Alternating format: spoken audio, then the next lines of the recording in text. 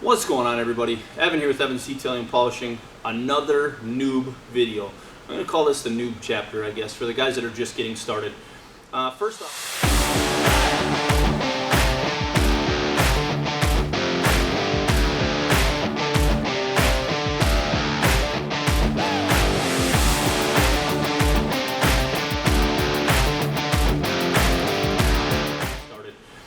First off, I want to say you don't always have to color. You can just cut and leave it.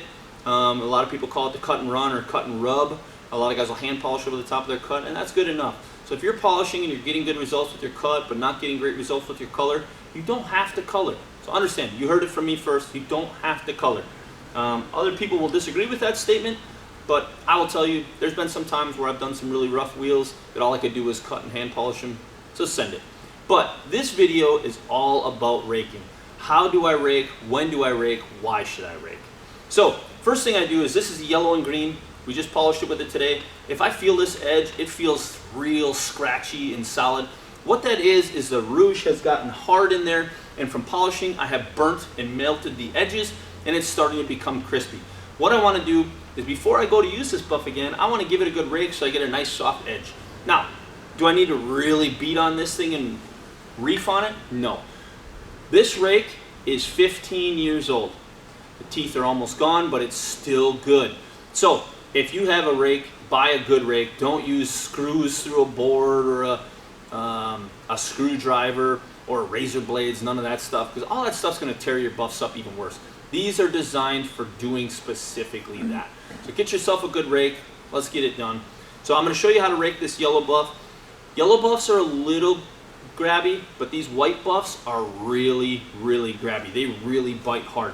So always wear a respirator, have it here. We're talking to you while I'm doing this. This isn't going to work real well, so I'm going to leave it off for the sake of this. Understand, I would normally wear a respirator while I'm doing this. So what I do is I hold it with one hand. Once again, if you watched the previous new video about how to load this thing full of compound, you will understand the buff needs to be spinning. Put it on the side pulling away from you, because if you do it on this side, it's going to kick back, hit you in the throat. Could possibly kill you. You don't want to do that. So if you're not comfortable doing that, stand on it. That's what these things are designed for. They're designed so you can put both feet on it. All right? So I'm going to put both feet on it. I'm going to spin the grinder up. And there we have it. I'm now back to a brand new saw. Now, for those of you that are advanced, proper way to rake is hold it in one hand, get a good firm grip on it. All I'm going to do is soften this edge, so I'm not putting a ton of pressure on it. I'm just trying to soften that edge.